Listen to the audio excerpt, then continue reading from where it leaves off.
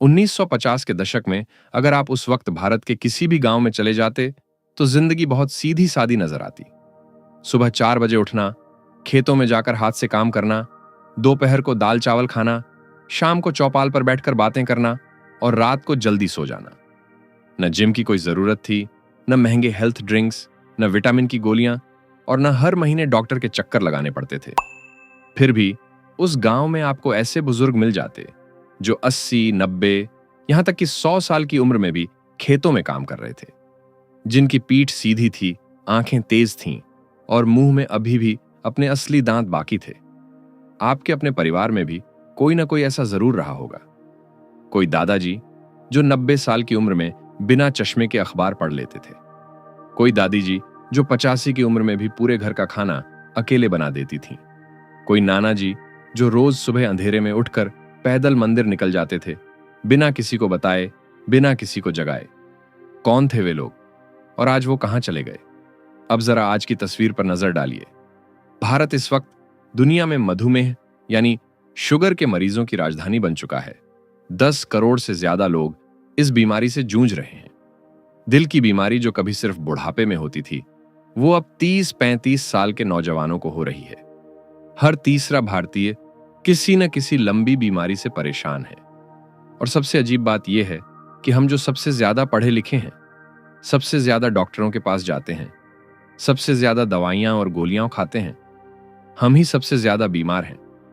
ये कैसे हो गया? हमारे पुरखे बिना किसी आधुनिक दवाई के 90 और 100 साल तक जीते थे, जबकि हम सब कुछ होते हुए भी 60 साल की उम्र में टूटने लगते हैं। कहीं कुछ बहुत बड़ी गलती हो गई है। डैन बुटर, एक अमेरिकी पत्रकार जो नेशनल जियोग्राफिक के लिए काम करते थे, उन्होंने 2000 के दशक में एक सवाल उठाया जो सुनने में तो बहुत सीधा था, लेकिन जिसका जवाब किसी के पास नहीं था। सवाल यह था कि दुनिया में वो कौन सी जगह हैं जहां लोग सबसे लंबी और सबसे सेहतमंद जिंदगी जीते हैं, और वो ऐसा कैसे कर पाते हैं। इस सवाल का जवाब खोजने के लिए उन्होंने बुढ़ापे और उम्र पर काम करने वाले बड़े वैज्ञानिकों के साथ मिलकर दुनिया का सबसे बड़ा लंबी उम्र का शोध शुरू किया। वो इटली गए, जापान गए, कोस्टा रिका गए और अमेरिका के एक छोटे से शहर में भी गए। वहां वो 100-100 साल के बुजुर्गों से मिले, उनके घरों में रहे, उनके साथ खाना खाया और उनकी जिंदगी को बहुत करीब से देखा। और जो उन्होंने पाया उसने उन्हें हैरान कर दिया। इन जगहों पर रहने वाले लोग अमेरिकियों से 7 से 10 साल ज्यादा जीते थे। दिल की बीमारी उनमें 5वें हिस्से तक कम थी, कैंसर बहुत कम था और मधुमेह तो लगभग था ही नहीं। लेकिन सबसे बड़ी हैरानी यह नहीं थी।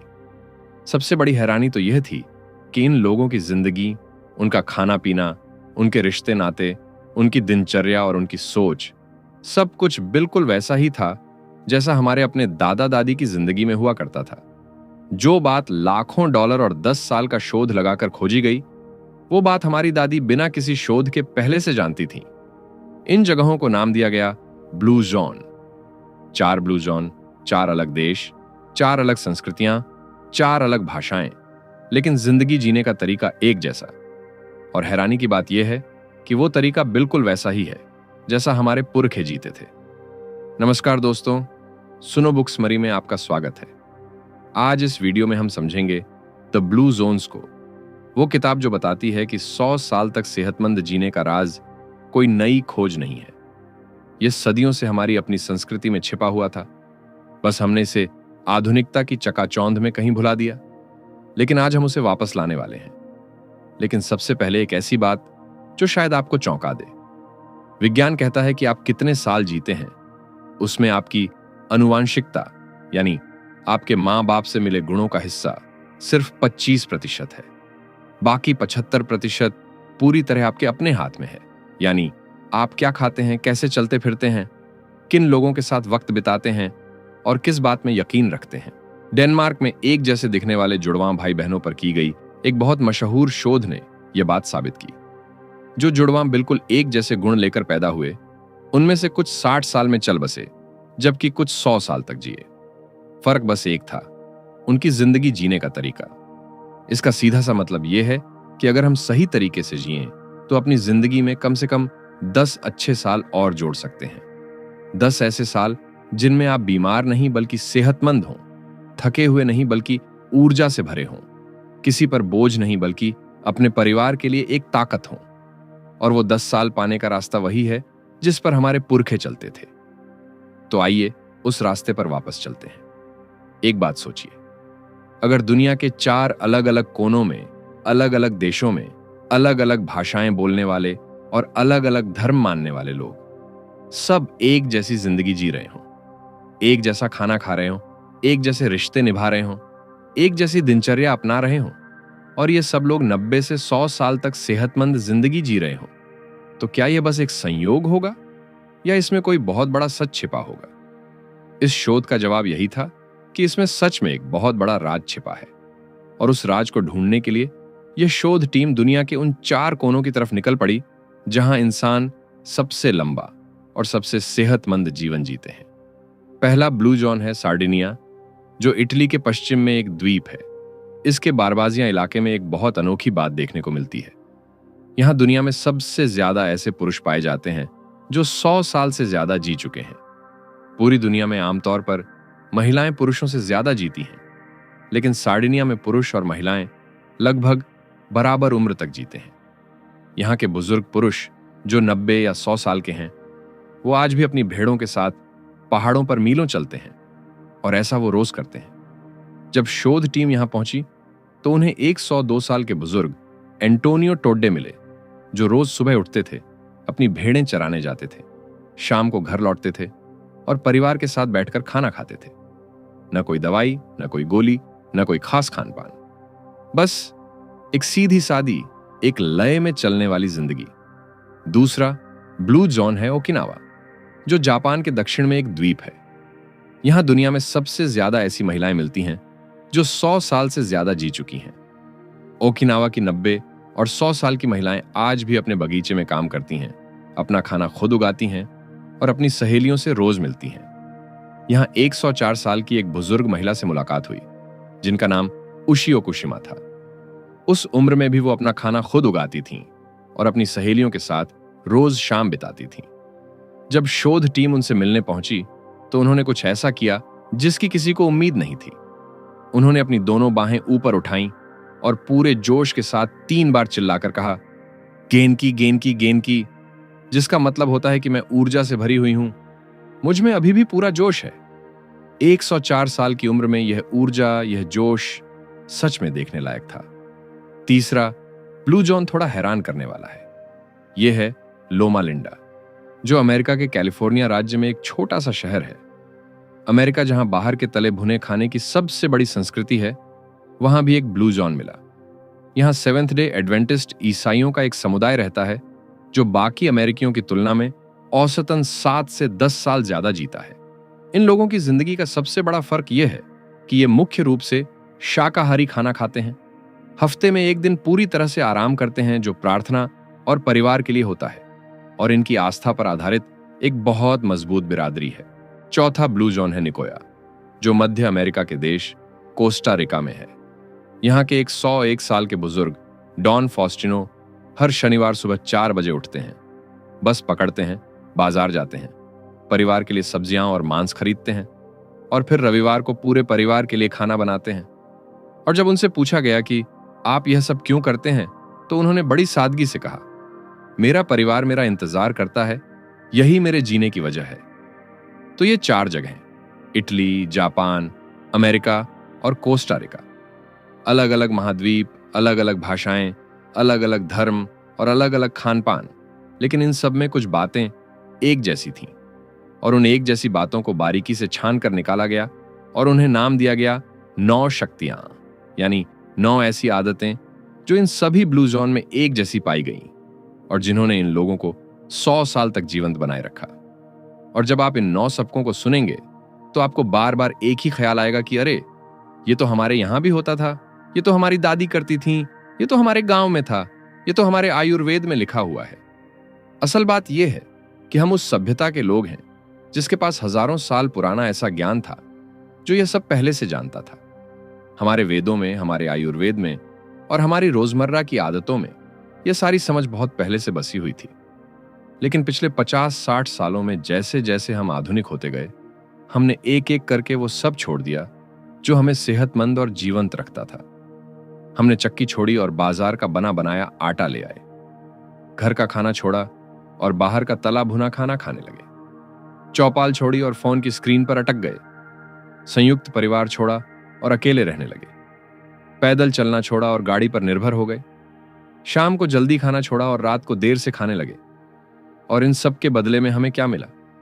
मधुमेह, दिल की बीमारी, उदासी और अकेलापन। यह सौदा बहुत महंगा पड़ा है। लेकिन अच्छी बात यह है कि अभी भी सब कुछ बदला जा सकता है। विज्ञान ने जो साबित किया है वो हमें उसी रास्ते पर वापस ले जाता है जो हमारे पुरखे चलते थे। और वो रास्ता न बहुत मुश्किल है, न बहुत महंगा। वो रास्ता बस याद करने का है। तो आइए एक एक करके उन 9 सबकों को याद करते हैं। शुरुआत करते हैं उस सबक से जो सबसे आसान है, लेकिन जिसे हमने सबसे पहले भुला दिया। वो सबक है चलना। एक तस्वीर अपने जहन में बनाइए। सार्डिनिया के पहाड़ हैं, सुबह के 6 बजे हैं और एक 97 साल का बुजुर्ग आदमी अपनी लाठी उठाकर निकल रहा है। उसके पीछे उसकी भेड़ें हैं, आगे पत्थरों भरा पहाड़ी रास्ता है और ठंडी हवा चल रही है। वो मीलों चलता है और ऐसा वो रोज करता है। उसके पास न कदम गिनने का कोई यंत्र है, न कोई कसरत सिखाने वाला और न किसी जिम की सदस्यता। फिर भी यही इंसान 97 साल की उम्र में उन लोगों से कहीं ज्यादा तंदुरुस्त है जो रोज जिम जाते हैं। जब शोध टीम सार्डिनिया पहुंची तो उन्होंने गौर किया कि यहां के बुजुर्ग पुरुषों में एक बात एक जैसी थी। ये सब सारी जिंदगी चरवाहे रहे। रोज भेड़ों को लेकर पहाड़ों पर जाना और शाम को वापस आना, यही इनकी जिंदगी थी। और यही बिना नाम की कसरत भी। ओकिनावा में 102 साल की कामादा नाकाजा तो रोज सुबह अपने बगीचे में झुककर पौधे लगाती थीं, खरपतवार उखाड़ती थीं और ताजी सब्जियां तोड़कर घर ले आती थीं। निकोया में 101 साल के डॉन फॉस्टिनो हर शनिवार आधा मील पैदल चलकर बाजार जाते थे। इनमें से कोई भी कसरत करने कहीं नहीं जाता था। इनका रोज का जीना ही इनकी कसरत था। शोध टीम के साथ गए एक वैज्ञानिक ने एक बहुत गहरी बात कही कि लंबी उम्र का खेल तेज दौड़ने वाले का नहीं, बल्कि लगातार चलते रहने वाले का है। ब्लू जॉन के 100 साल जीने वालों ने कभी कोई लंबी दौड़ नहीं लगाई और कभी भारी वजन नहीं उठाया, लेकिन वो कभी रुके भी नहीं। रोज थोड़ा, हमेशा थोड़ा, यही उनका राज था। यहां एक जरूरी सवाल उठता है कि आज हम जो जिम का चलन अपनाते हैं, क्या वो काम नहीं करता? इस किताब में यह नहीं कहा गया कि जिम जाना बुरा है। बात यह कही गई है कि 1 घंटा कसरत करना और बाकी 23 घंटे बिल्कुल ना हिलना, यह तरीका काम नहीं करता। जो लोग जिम नहीं जाते लेकिन दिन भर थोड़ा थोड़ा चलते फिरते रहते हैं, उनकी सेहत कई बार उन लोगों से बेहतर होती है जो 1 घंटा कसरत करके बाकी पूरा दिन कुर्सी पर बैठे रहते हैं। इसकी वजह यह है कि हमारा शरीर दिन भर की हल्की फुल्की हरकत के लिए बना है, न कि थोड़ी देर जोर लगाकर फिर लंबे वक्त तक जमे रहने के लिए। और यही वो बात आती है जो आपको अपनी जड़ों से जोड़ देगी। जरा अपने दादा दादी की जिंदगी याद कीजिए। दादी सुबह उठती थीं तो चक्की पीसती थीं, जिसमें पूरे शरीर की कसरत हो जाती थी। फिर झाड़ू पोंछा लगाना, नीचे बैठकर खाना बनाना, बगीचे में पानी देना, सब्जी तोड़ना, शाम को पड़ोसियों के यहां पैदल जाना और रात को जल्दी सो जाना। दादा खेत में पैदल या साइकिल से जाते थे, मीलों का रास्ता तय करते थे। खेत में झुकना, उठना, खोदना, बोना सब करते थे। कुएं से पानी निकालते थे और बाजार से लेकर मंदिर तक हर जगह पैदल ही जाते थे।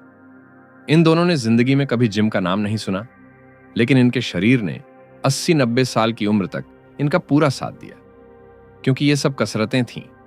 बस किसी ने इन्हें कभी कसरत नहीं कहा। यह तो बस जिंदगी थी। लेकिन आज हमारी जिंदगी बिल्कुल उलट हो गई है। हम दफ्तर में 8 घंटे कुर्सी पर बैठते हैं, गाड़ी में आते जाते हैं, घर में सोफे पर बैठे रहते हैं, ऊपर जाने के लिए लिफ्ट लेते हैं और खाना बाहर से मंगवाते हैं। फिर खुद से कहते हैं कि कल से जिम जाऊंगा, लेकिन वो भी कुछ महीने चलता है और फिर छूट जाता है। तो करना क्या चाहिए? बस इतना कि अपनी जिंदगी को थोड़ा मेहनत वाली बनाओ। लिफ्ट की जगह सीढ़ियां चढ़ो, कभी कभी गाड़ी छोड़कर पैदल निकल जाओ। फोन पर बात करनी है तो चलते हुए करो। छत पर या बालकनी में कुछ पौधे लगाओ और शाम को खाने के बाद थोड़ा पैदल टहलाओ। ये वही छोटी छोटी चीजें हैं जो हमारे दादा दादी अपनी रोजमर्रा की जिंदगी में बिना सोचे करते थे। और यही ब्लू जोन का पहला सबक है कि अपने शरीर को सहज और कुदरती तरीके से चलता फिरता रखो। और एक बात जो विज्ञान ने पक्के तौर पर साबित कर दी है कि रोज सिर्फ 30 मिनट की पैदल चहलकदमी दिल की बीमारी का खतरा 35% तक कम कर देती है, भूलने की बीमारी का खतरा घटाती है, मन की उदासी में राहत देती है और उम्र बढ़ाती है। लेकिन सिर्फ चलना काफी नहीं है। ब्लू जोन में लोग सिर्फ सही तरीके से चलते फिरते नहीं थे, वो सही तरीके से खाते भी थे।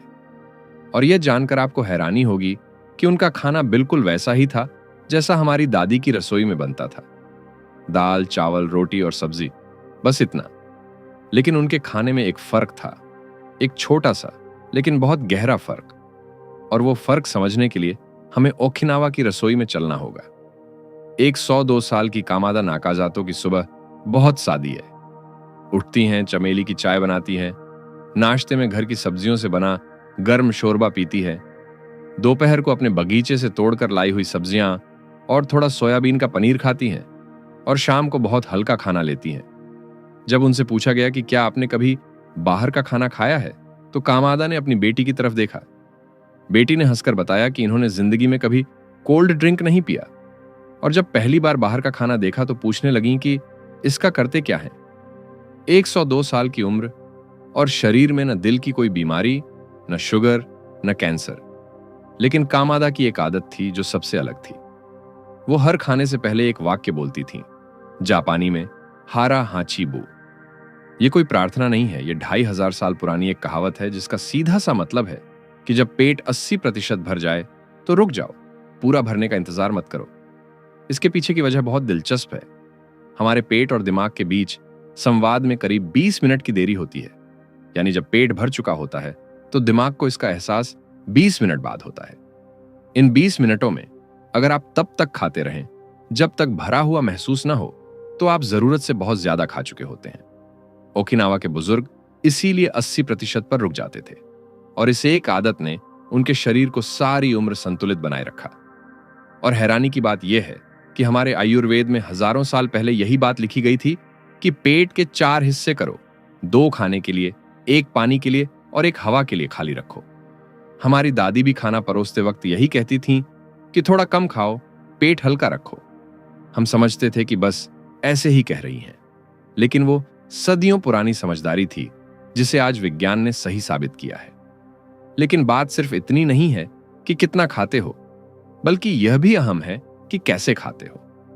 ब्लू जोन में लोग खाने का वक्त सिर्फ खाने को देते थे, न टीवी, न फोन, बस बैठकर धीरे धीरे परिवार के साथ। हमारी पुरानी परंपरा में भी खाने से पहले भोजन मंत्र बोला जाता था, जो असल में एक ठहराव था, एक पल जो आपका पूरा ध्यान खाने की तरफ मोड़ देता था। और यही ध्यान से खाना ब्लू जोन के सबसे गहरे रहस्यों में से एक है। अब तीसरा सबक, अपने खाने को पेड़ पौधों की तरफ झुकाओ। ब्लू जोन में 100 साल जीने वालों के खाने पर नजर डालिए। सार्डिनिया में सूजी की रोटी, फलियां, ताजी सब्जियां और थोड़ा पनीर। ओकिनावा में शकरकंद, सोयाबीन का पनीर, करेला और हरी सब्जियां। निकोया में मक्के की रोटी, काली फलियां, कद्दू और ताजे फल। लोमा लिंडा में शाकाहारी खाना, मेवे और साबुत अनाज।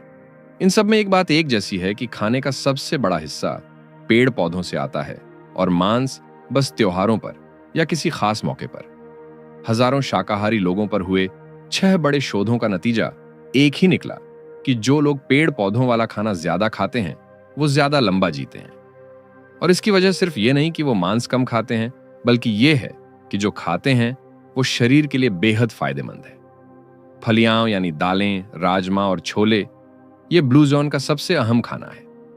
हर ब्लू जोन में किसी न किसी रूप में फलियां मिलती हैं, और भारत में हमारी दाल, वही दाल जो हर घर में रोज बनती थी। इस किताब में कहा गया है कि दालें दुनिया का सबसे बेहतरीन लंबी उम्र वाला भोजन है, क्योंकि इनमें शरीर बनाने वाले तत्व, रेशा, धीरे पचने वाले कार्बोहाइड्रेट, लोहा और वो सारे तत्व हैं जो कैंसर और दिल की बीमारी से बचाते हैं। और हमने इसे छोड़ दिया बाहर के तले भुने और डिब्बा बंद खाने के लिए। साबुत अनाज की भी यही कहानी है। सार्डिनिया में गेहूं की मोटी रोटी, निकोया में मक्के की रोटी, लोमा लिंडा में साबुत अनाज की रोटी, और भारत में गेहूं, जौ, बाजरे और ज्वार की रोटी। हमारे पुरखों का अनाज साबुत होता था, उसमें रेशा था और पोषण था। आज हम जो मैदा खाते हैं वो इन सब से खाली है। हमने पोषण छोड़कर सफेदी चुन ली। एक और अहम बात यह कि ब्लू जोन में दिन का सबसे भारी खाना दोपहर को होता था और रात का खाना बहुत हल्का, वो भी शाम 6-7 बजे तक। हमारे यहां भी कहावत है कि सूरज ढलने के बाद भारी खाना मत खाओ, और आयुर्वेद भी कहता है कि रात को पाचन अग्नि कमजोर हो जाती है, इसलिए भोजन सूर्यास्त के आसपास कर लेना चाहिए। आज विज्ञान ने शरीर की प्राकृतिक लय पर शोध करके इसी बात की पुष्टि की है, लेकिन हमने कभी इसे गंभीरता से नहीं लिया। कामादा की बेटी ने एक और बात बताई कि मेरी मां हर खाने में हरा प्याज, लहसुन, हल्दी और जड़ी बूटियां जरूर डालती हैं। यह सदियों से हमारे यहां होता आया है। हल्दी जो हमारी दादी हर दाल, हर सब्जी और हर रात के दूध में डालती थी, आज पश्चिमी वैज्ञानिक इसे अद्भुत खाद्य पदार्थ कह रहे हैं और कैंसर से लेकर याददाश्त की बीमारी तक इसके फायदे एक के बाद एक सामने आ रहे हैं। तो 2 सबक एक साथ समझ लीजिए। पहला, 80% पेट भरने पर रुक जाओ, धीरे और ध्यान से खाओ और रात का खाना जल्दी खाओ। दूसरा, खाने को पेड़ पौधों की तरफ मोड़ो, दाल रोटी सब्जी खाओ, हल्दी डालो, मांस कम करो और बना बनाया खाना बंद करो। लेकिन खाना और चलना, ये दोनों बातें होने के बावजूद ब्लू जोन के लोग हमसे एक और बड़ी चीज में अलग थे। वो चीज जो आंखों से दिखती नहीं और किसी जांच में पकड़ी नहीं जा सकती, लेकिन जिसका असर शायद सबसे गहरा होता है, उसका नाम है तनाव। और ब्लू जोन के लोगों ने तनाव से निपटने का एक तरीका खोजा था जो हमारे यहां भी सदियों से मौजूद था। वो तरीका था चौपाल, लेकिन सिर्फ चौपाल नहीं, उससे भी कहीं गहरा कुछ। एक सच्चाई है जो शायद आपने सुनी हो, लेकिन इसकी गहराई शायद पूरी तरह समझ में ना आई हो। चिंता चिता के समान है और यह कोई कहावत नहीं है, यह शब्दशः सच है। जब आप तनाव में होते हैं तो शरीर एक खास रसायन छोड़ता है। थोड़ी देर के लिए यह जरूरी होता है क्योंकि यह खतरे के वक्त आपको लड़ने या भागने के लिए तैयार करता है। लेकिन जब यही रसायन लगातार दिन के बाद दिन, हफ्ते के बाद हफ्ते खून में बहता रहे तो यह आपकी नसों को नुकसान पहुंचाता है, रोग से लड़ने की ताकत को कमजोर करता है, दिमाग की कोशिकाओं को सिकोड़ता है और दिल को थका देता है। वैज्ञानिकों ने यह भी नाप कर दिखाया है कि जो लोग लगातार तनाव में रहते हैं उनका शरीर अंदर से तेजी से बूढ़ा होने लगता है।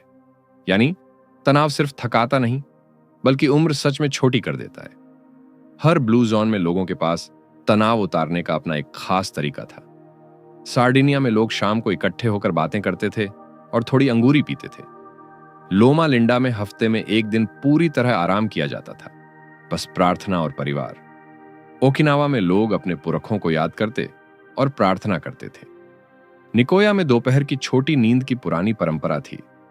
लेकिन इन सबसे ऊपर एक बात हर जगह एक जैसी थी, ये लोग कभी अकेले नहीं थे। ओकिनावा में एक परंपरा है जिसे मोआई कहते हैं।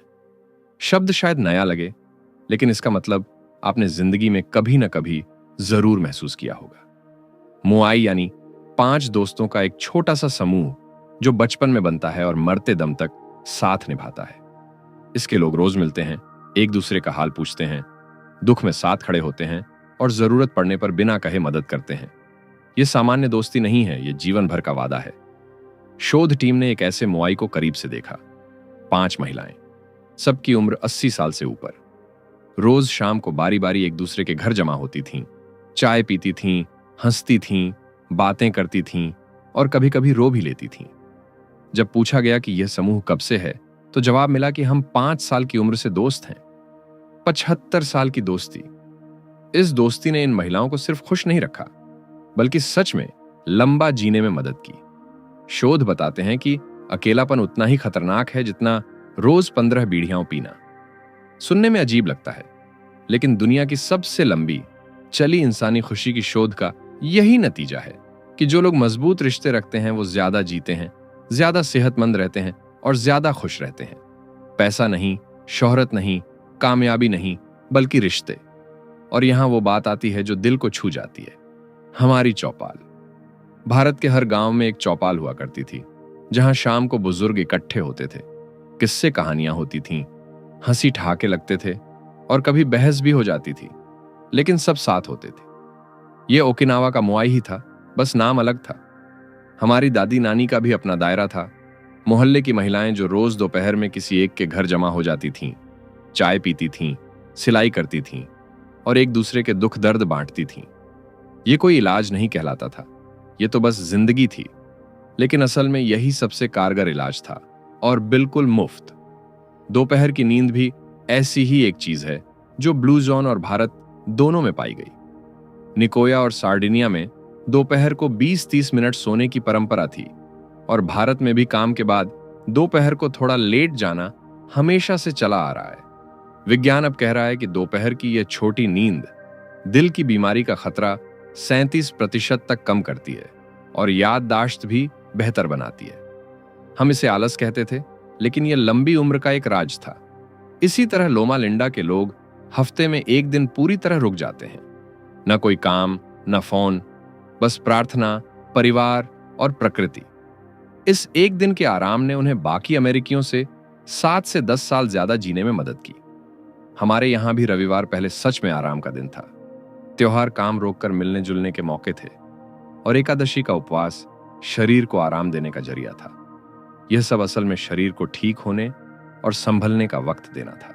लेकिन आज हम 24 घंटे जुड़े हुए हैं। रात को भी फोन हाथ में, छुट्टी पर भी दफ्तर का काम, त्योहार पर भी बैठे बैठे काम। हम कभी रुकते ही नहीं, और फिर हैरान होते हैं कि इतनी थकान क्यों है। ओकिनावा की एक 104 साल की उर्शी से जब पूछा गया कि जिंदगी में सबसे जरूरी चीज क्या है, तो उन्होंने बस इतना कहा कि अपने लोगों का ख्याल रखो और खुद को भी वक्त दो। 2 छोटी बातें, लेकिन इनमें पूरी जिंदगी का सार है। साथ रहो और रुकना सीखो। ब्लू जोन का तनाव उतारने का तरीका बहुत सीधा है। रोज कुछ वक्त बिना किसी पर्दे के किसी अपने के साथ बिताओ। हफ्ते में एक दिन सच में आराम करो। दोपहर को 20 मिनट लेट जाओ, और जिंदगी में वो 5 लोग ढूंढो जिनके साथ सब कुछ बांट सको। यह सब हमारी चौपाल में था, हमारे मोहल्ले में था, बस हमें उसे वापस लाना है। लेकिन तनाव से भी गहरा एक सवाल है जिसका जवाब ब्लू जोन के हर 100 साल के बुजुर्ग के पास था, लेकिन आज हम में से ज्यादातर के पास नहीं है। वो सवाल है कि मैं सुबह उठता क्यों हूं, मेरे जीने का मकसद क्या है। और इस सवाल का जवाब ब्लू जोन की सबसे बड़ी लंबी उम्र की कुंजी निकली। हर शनिवार सुबह 4 बजे 101 साल के डॉन फॉस्टिनो उठते हैं, कपड़े पहनते हैं, लाठी उठाते हैं, बस पकड़ते हैं और आधे घंटे का सफर तय करके बाजार पहुंचते हैं। वहां हर सब्जी को हाथ से छूकर परखते हैं, एक एक चीज सोच समझकर चुनते हैं, और फिर एक दुकान पर रुककर अपने 69 साल के बेटे की पसंदीदा मिठाई लेते हैं। सोचिए दोस्तों, 101 साल का बाप 69 साल के बेटे के लिए मिठाई लाता है। जब पूछा गया कि हर हफ्ते इतनी मेहनत क्यों, तो उन्होंने एक पल रुककर कहा कि मेरा परिवार मेरा इंतजार करता है। रविवार को सब इकट्ठे होंगे, ये खाना मैं बनाऊंगा, यही मेरा काम है और यही मेरे जीने की वजह है। हर ब्लू जोन में यही बात दिखी कि जो लोग 100 साल तक जीवंत रहे, उन सब के पास सुबह बिस्तर से उठने की एक वजह जरूर थी। ओकिनावा में इसे इकिगाई कहते हैं, यानी वो चीज जिसके लिए तुम सुबह उठते हो, और कोस्टा रिका में इसे प्लान दे वीदा कहते हैं, यानी जिंदगी की योजना। नाम अलग लेकिन सोच एक। निकोया के बुजुर्गों पर शोध करने वाली एक पोषण विशेषज्ञ ने वो बात कही जो शायद इस पूरी किताब का सबसे ताकतवर वाक्य है। उन्होंने कहा कि जो लोग 90 साल से ऊपर हैं और सबसे सेहतमंद हैं, उन सब में एक बात एक जैसी है कि वो महसूस करते हैं कि वो किसी के काम के हैं, और जैसे ही यह एहसास जाता है, जैसे ही उन्हें लगता है कि अब उनकी किसी को जरूरत नहीं, तो वो बहुत जल्दी चल बसते हैं, जैसे कोई बटन बंद हो जाए। बटन जो तब तक चालू रहता है जब तक मकसद है, और मकसद जाते ही बंद। विज्ञान ने इसे भी साबित किया है। 73,000 जापानी महिलाओं पर हुई एक बड़ी शोध में पाया गया कि जिन महिलाओं के पास जीने का कोई मकसद था, उनमें बीमारी और मौत की दर काफी कम थी, जबकि जिनके पास कोई मकसद नहीं था, उनमें जल्दी जाने का खतरा कहीं ज्यादा था। मकसद कोई किताबी बात नहीं है, यह शरीर की एक असली जरूरत है। अब भारत की बात करते हैं। हमारे यहां रिटायरमेंट के बाद क्या होता है? 60 साल में काम बंद, फिर घर पर बैठना, बच्चे व्यस्त, पोते पोतियों के पास वक्त नहीं, बस दिन भर बैठे रहना, और धीरे धीरे शरीर और मन दोनों टूटते जाना। हम सोचते हैं कि बुढ़ापे में ऐसा ही होता है, लेकिन ब्लू जोन कहते हैं कि ऐसा बुढ़ापे में नहीं होता। ऐसा तब होता है जब जीने की वजह खत्म हो जाती है। ओकिनावा की भाषा में रिटायरमेंट के लिए कोई शब्द ही नहीं है। निकोया के किसानों ने कभी काम बंद नहीं किया और सार्डिनिया के चरवाहे 90 साल की उम्र में भी भेड़ें चराते रहे, क्योंकि यह उनके लिए सिर्फ काम नहीं बल्कि जीने की वजह था। हमारे पुरखों के पास भी यही था। दादा की खेती, दादी का घर संभालना, पोते पोतियों को कहानियां सुनाना, मोहल्ले में जहां जरूरत हो वहां पहुंच जाना, यही उनका मकसद था। वो महसूस करते थे कि उनकी जरूरत है और यही एहसास उन्हें जीवंत रखता था। आज हम प्यार में कहते हैं कि आप आराम करो, हम संभाल लेंगे, लेकिन यही प्यार उनसे उनका मकसद छीन रहा है।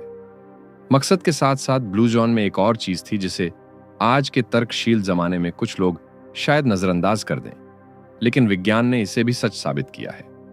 वो चीज है आस्था।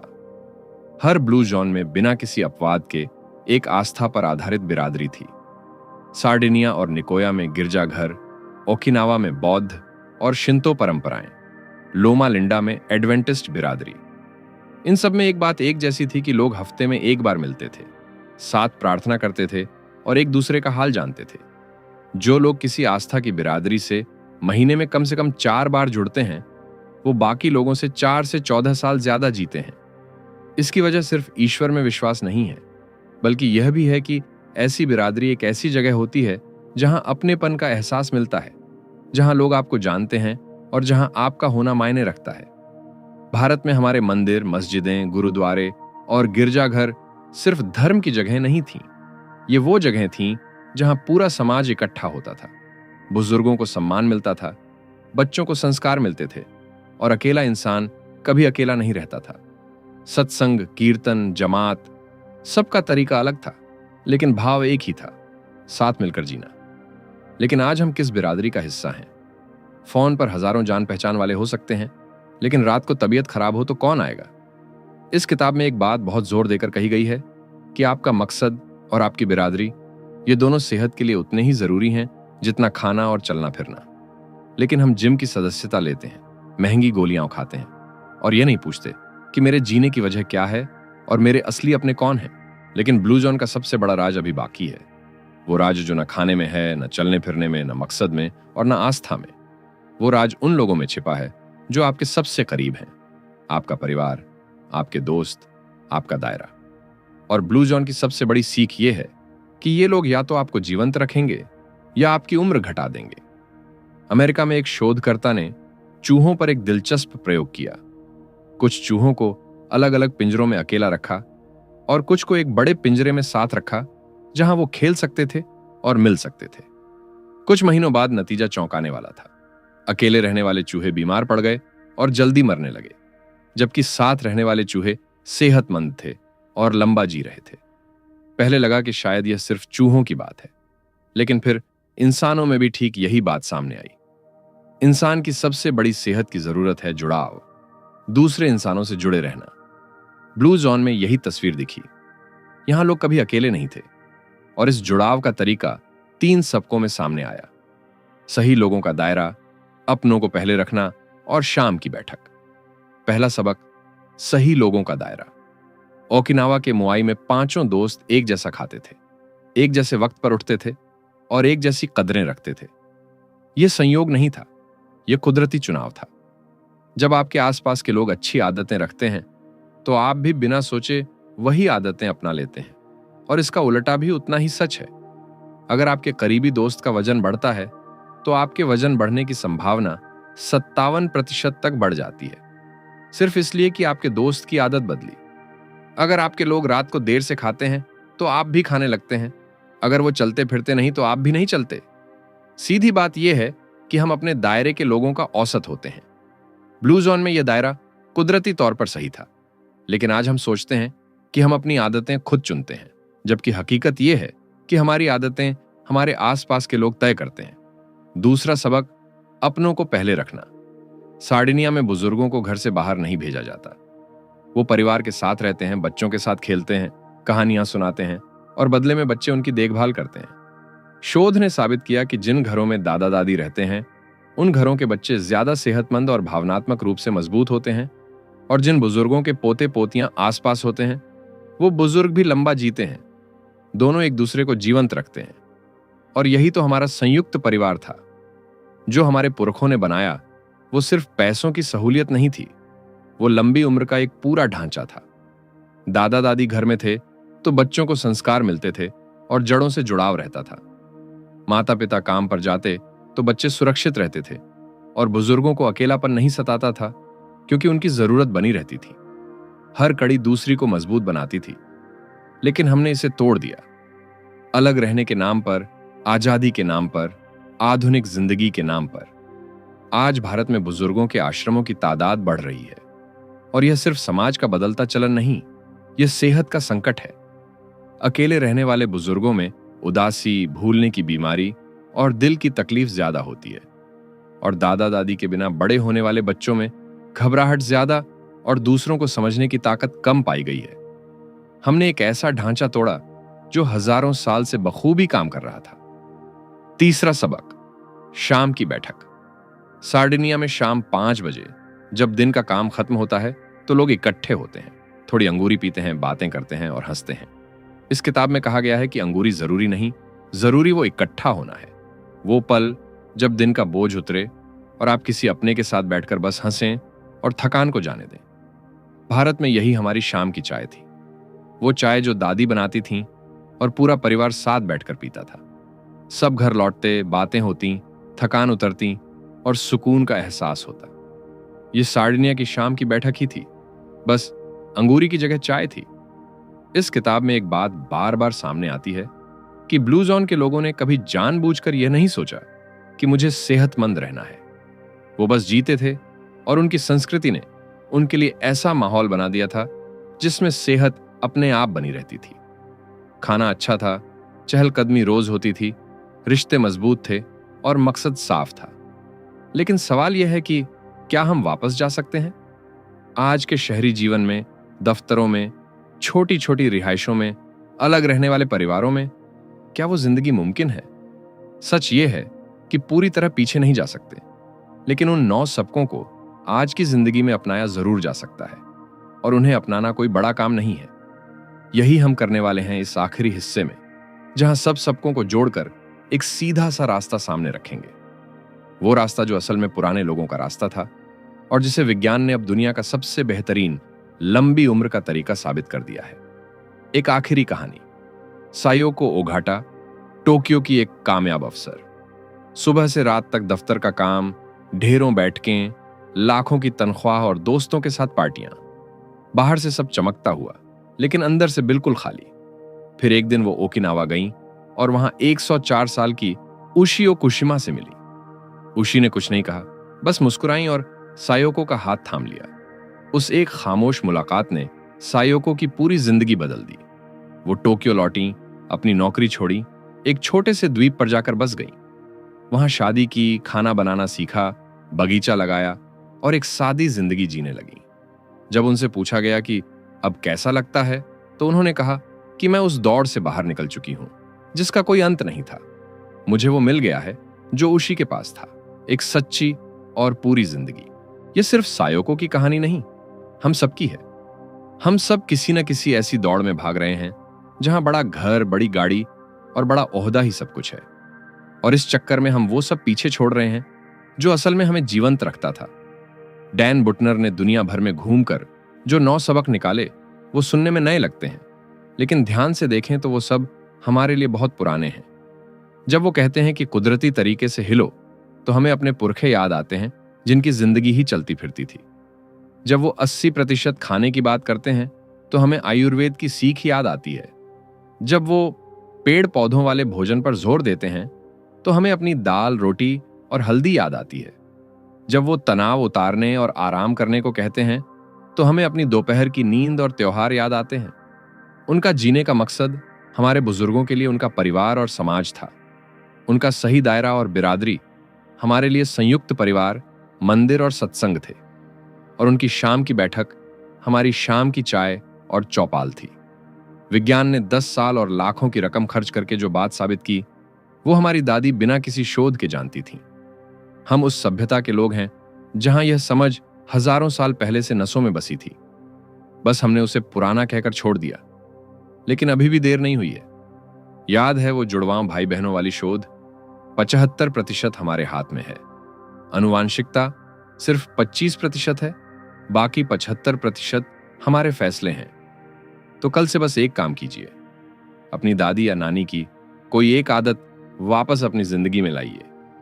चाहे वो सुबह फोन देखने से पहले चाय पीना हो, रात को जल्दी खाना हो, पड़ोसी के घर जाकर बतियाना हो, दोपहर की छोटी नींद हो या फिर शाम की पैदल चहलकदमी हो।